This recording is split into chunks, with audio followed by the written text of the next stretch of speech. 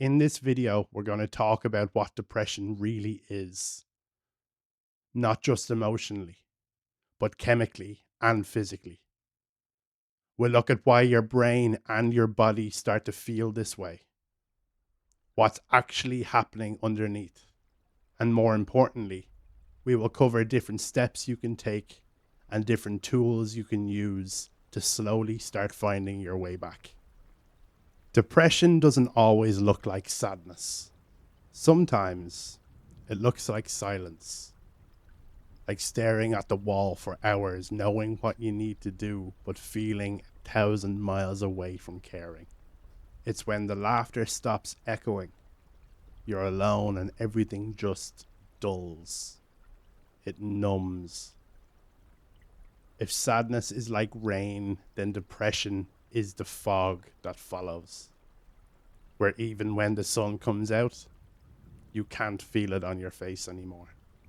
If that sounds familiar, this video is for you. Depression is a hard word to say out loud. It carries immense weight, doesn't it? It makes people uncomfortable. I was diagnosed with depression a few years ago, and I can tell you that it is a stigma, or at least the area around depression is stigmatized. Very much so. So instead, we simply say, I'm just tired, or I'm grand, I'm fine, or it's just been a couple of rough weeks. But depression isn't sadness just stretched over time. It's numbness. It's when life starts losing color. When even the things that used to bring you joy feel flat. Not just flat, they feel nothing. It's when you become an echo of your former self. If you've ever found yourself cancelling plans and then moving on to simply not making any, ignoring texts, or staring into space wondering why you can't just snap out of it. That isn't about weakness.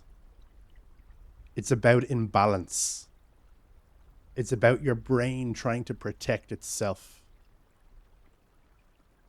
But there are ways to help it heal. By the end of this video, you'll understand a little bit more about what's happening inside your mind. And hopefully, you'll leave with some small practical steps and tools to slowly and gently start rebuilding that spark again.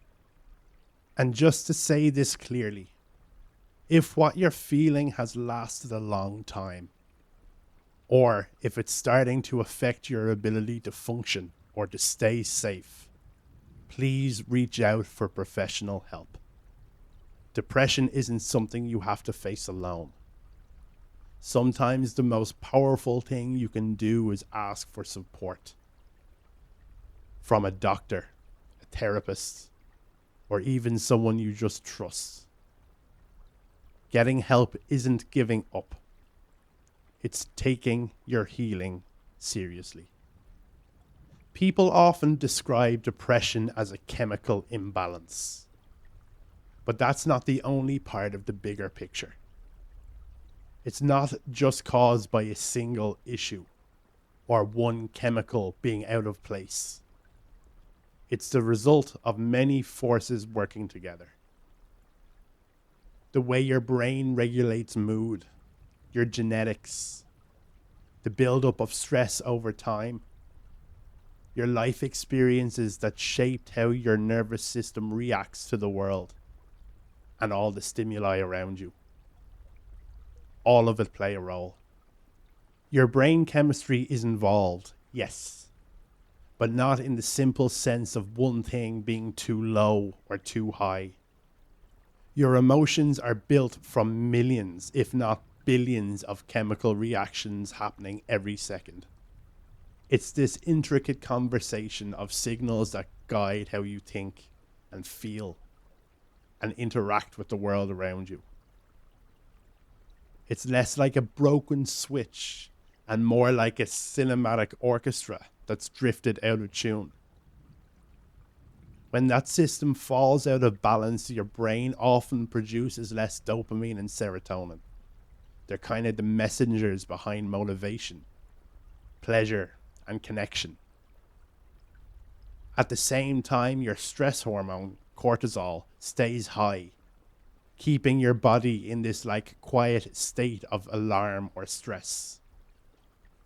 You might sleep too much or not at all. You might eat too much or completely lose your appetite. And slowly your brain starts to learn a dangerous, almost proven pattern. There's no point in even trying. And that's when and why even brushing your teeth or answering a message can feel next to impossible. Trust me, I've been there.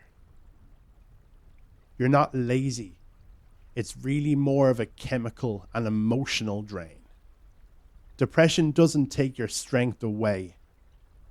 It strips you of your sense of reward. And it's good at it too. But here's the truth. The same brain that built the fog is also very capable of clearing it. Your brain is plastic. It can change. It's called neuroplasticity. Every time you take even one small conscious action towards progress, you're gently teaching it that the light still exists. And over time, those small choices begin to retune the orchestra, slowly and quietly, until one day this proverbial music starts to return. And it will happen. When I went through depression, it didn't hit all at once. It built slowly. A missed call, a cancelled plan. Then it progresses. It rolls. Then one day I realized I wasn't just sad. I was nothing. I was empty. And it wasn't just the big main losses that got to me. It was also the slow erosion from the little things. And when you're in this state, it's really the little things that begin to compound. The small disappointments, little losses, that constant feeling of trying to deal with being off. And what made it worse was pretending to myself and everyone else around me that there was nothing actually wrong. The smiles, the forced laughs, the I'm fines, trying to outwork it, outrun it, and outthink it. But depression doesn't respond to noise or the voices in my head, apparently. It waits for the quiet moments. When your phone dies, when the world goes still, goes quiet, and you're all alone. And you are forced to see that all that's left is, well, nothing. An emptiness. This hollow shell or this echo. But there are steps you can take. Recognize it. Say it out loud. I'm depressed. That's not giving up. That's reclaiming your voice. I remember that moment for me was when my job and colleagues saw a difference in me, a downturn. And it was recommended I take some time off. And if I wanted to get paid for it, I just needed a doctor's note for HR. So I went to the doctor and I explained what the situation was and how I was feeling, and that my company suggested to take some time off. He asked me lots of questions and wrote me the letter. And it was only after in my car when I pulled the letter out and read it. It said John has depression. It's recommended that he take a leave of absence and seek further professional help. And it was only then, in that moment, that it hit me. That I have depression. There's a technique called effect labeling. We talked about it in a previous video.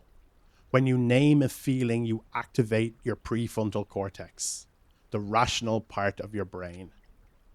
And it helps calm the emotional chaos of the amygdala. It's a small act that has a massive effect.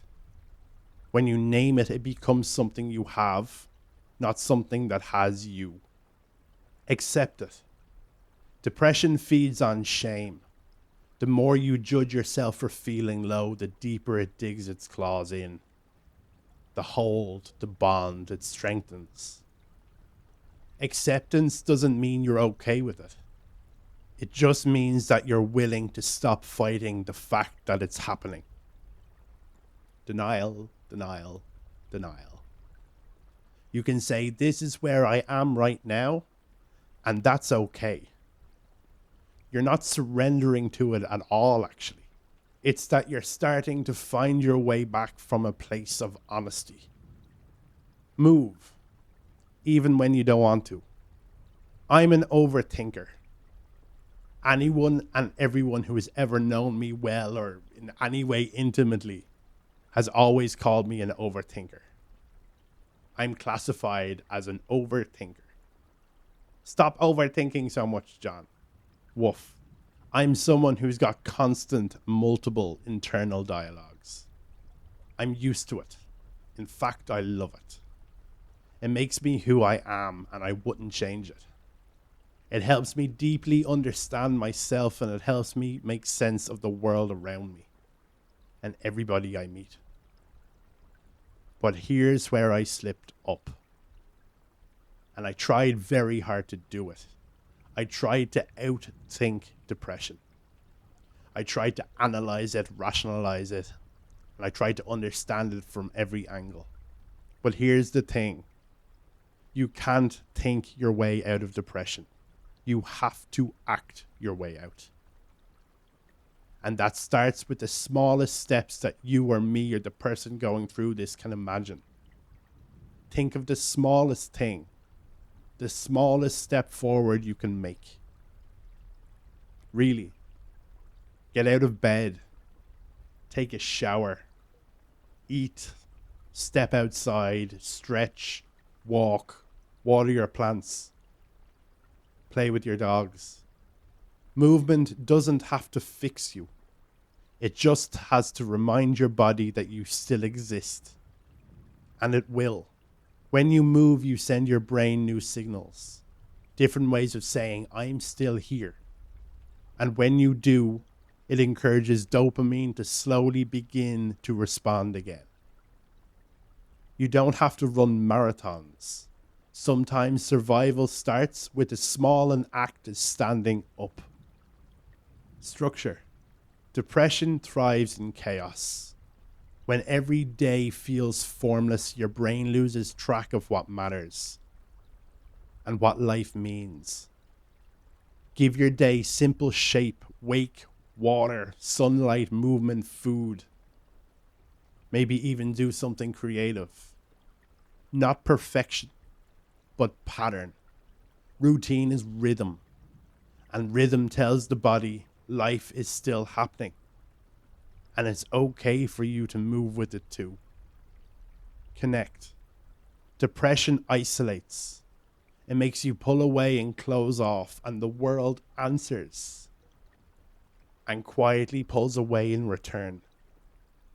But connection, even small, quiet, imperfect connection, is medicine. It's recovery. Message someone. Sit in a cafe, even if alone. Be around other people, even if you don't speak or even have anything to say. Because when you can't create your own light, here's a secret. It's okay to borrow it from someone else for a while. Tools. CBT. Rewiring the story you tell yourself. Cognitive behavioral therapy, or CBT, taught me how to talk back to my own mind.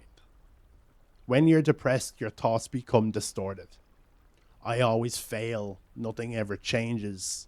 I'll never be happy again. CBT helps you pause and question those patterns. You learn to ask, what evidence do I actually have for that? Is that really true? Or just how I'm feeling right now? Each time you challenge one of these negative thoughts, you're retraining your brain.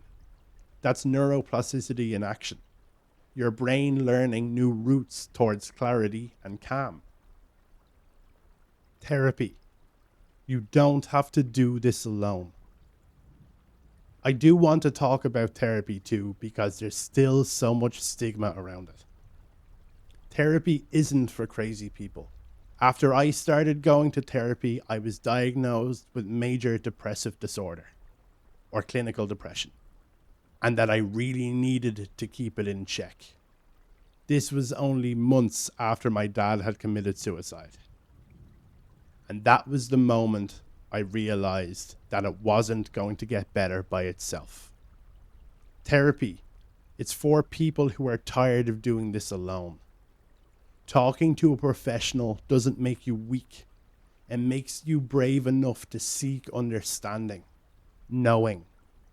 Sometimes just having someone to truly listen without judging can shift everything. You don't have to have a script, you just have to show up. There are many types of therapy. Talk therapy, CBT, psychodynamic, trauma-informed. But what matters most is the connection and trust you feel and develop, quite quickly a lot of the time, with the person sitting across from you. That relationship and trust is the therapy. For me, it was anyway. Medication is support, not surrender. Medication isn't a failure, and sometimes it's part of the answer. If you had low insulin, you'd take something to help. Your brain is an organ too, and sometimes it needs the same kind of support. Antidepressants don't erase who you are. They help bring your body chemistry back to a baseline, so the work you do in therapy and daily life can actually take hold. It doesn't make you fake, it makes you supported.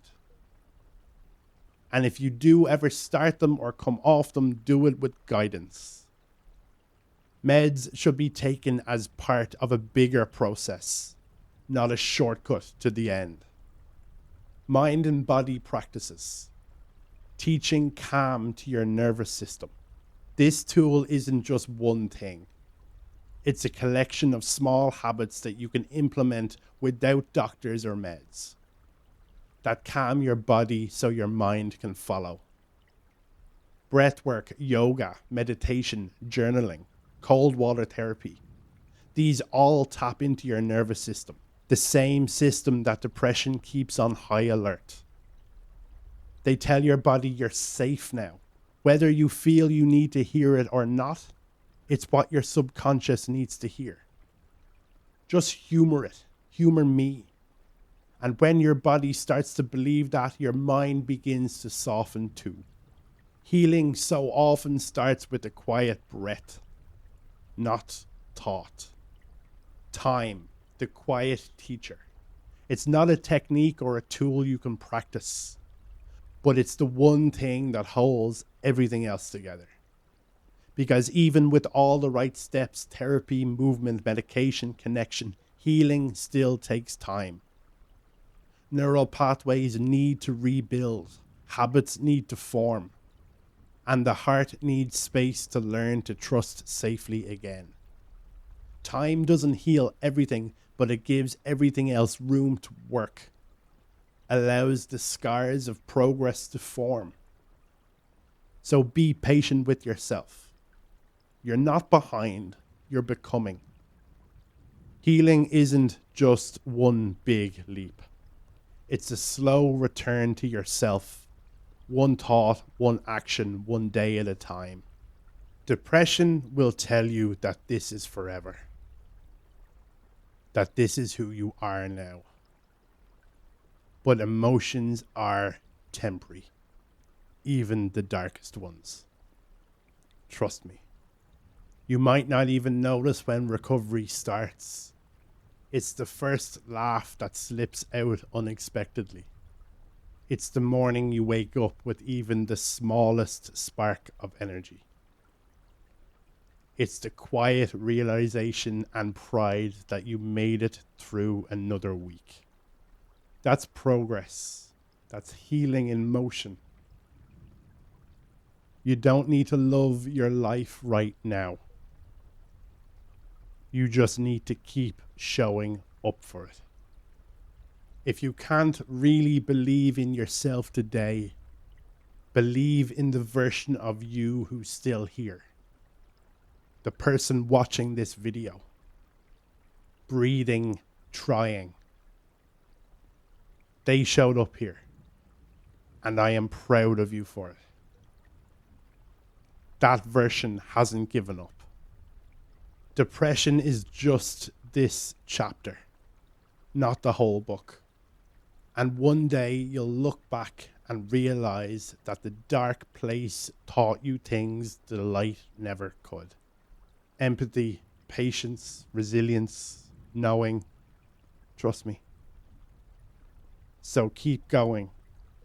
One breath, one step, one small act of living at a time.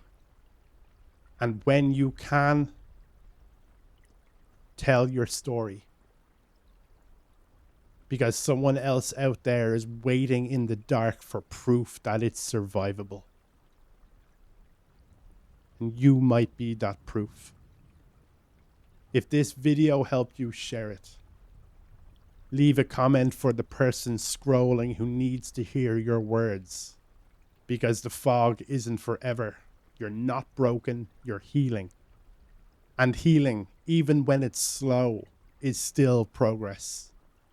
I might not know who you are, but the fact that you stayed to the end of the video tells me more about you and your motivation than you realize. And I love you for it. My name is John. You're welcome to be here, and you're more than welcome to stay here.